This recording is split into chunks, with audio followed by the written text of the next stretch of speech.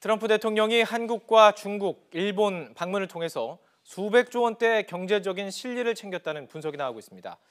북핵 카드를 손에 쥐고 세 나라의 무역 적자 해소를 압박하는 전형적인 사업가 기질을 보여줬다는 평가인데요. 하지만 진짜 실리는 중국이 챙겼다는 분석도 나오고 있습니다.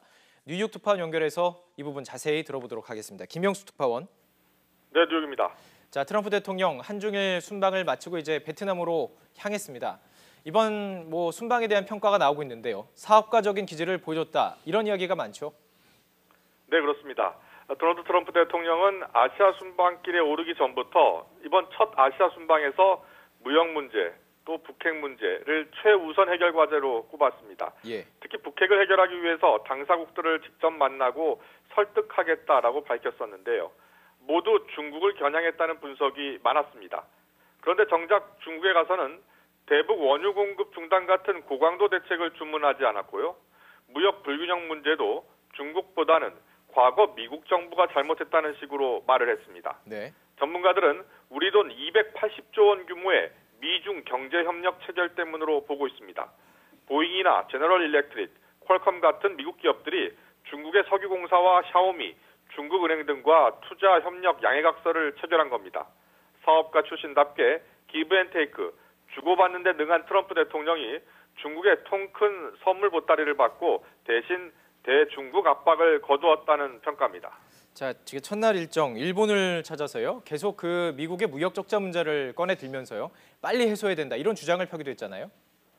그렇습니다. 트럼프 대통령은 한중일 방문의 목적을 북핵과 무역 문제라고 밝혔지만 오히려 무역에 치중하는 모습을 보였습니다.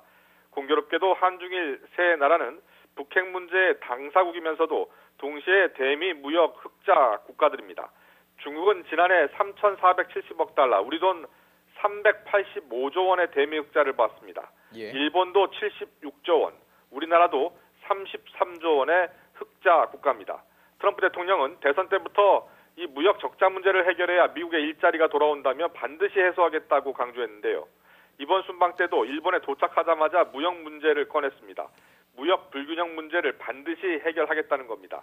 실제로 트럼프 대통령은 2박 3일 일본에서 극진한 대접을 받으면서도 아베 총리에게는 따로 만나 빨리 무역 적자 해소를 보여주는 조치를 취하라고 압박했다고 합니다. 결국 미국산 무기를 대량 구매하기로 했고요. 펜스 부통령과 아소다로 부총리가 이끄는 미일 경제대화체에서 새로운 방안을 찾겠다고 약속했습니다. 결국 사업가 대 정치가, 트럼프 대 아베의 머리싸움에서 트럼프가 승리했다는 평가가 나왔습니다. 우리나라에 와서도요. 캠프 험프리스에서는 일자리를 늘리러 왔다, 이러면서 전초전을 벌일 것 같은 느낌은 줬지만 결국에는 그렇게 강도 높은 발언을 하지 않았죠? 네, 그렇습니다. 지난 5월 워싱턴 한미 정상회담 때와 비교하며 매우 절제된 표현을 사용했습니다.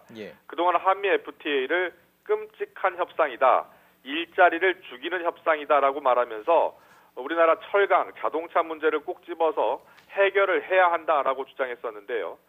이번에 우리나라에 와서는 성공적이지 못했고 미국에 그렇게 좋은 협상은 아니다, 문재인 대통령이 한국교역협상단에 긴밀하게 FTA 개정을 협력하라고 지시한 것에 사의를 표한다고 말했습니다.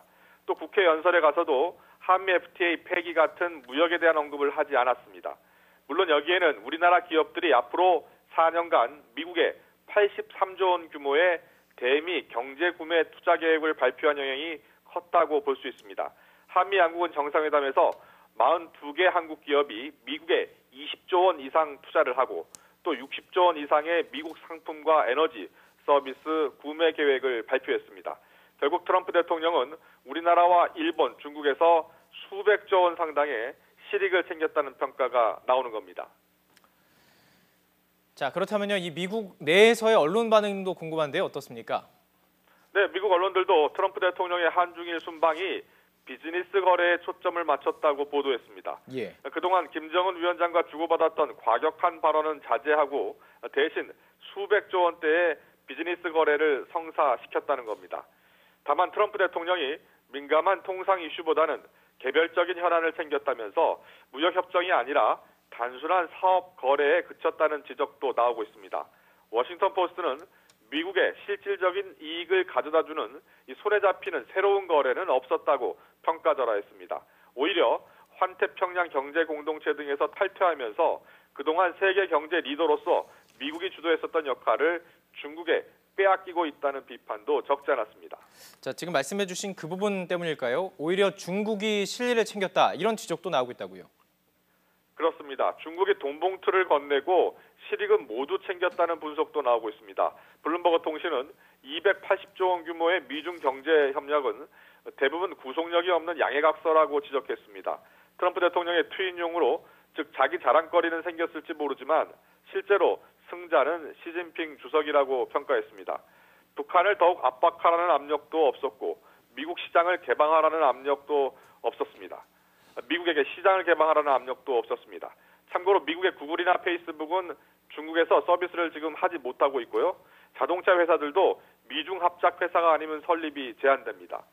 시진핑 주석, 만족해하는 트럼프 대통령 앞에서 두 나라 간의 대등한 관계를 주장하기도 했습니다. 중국과 미국의 협력만이 올바른 선택이며 더욱 나은 미래를 가져올 것이라고 역설한 겁니다.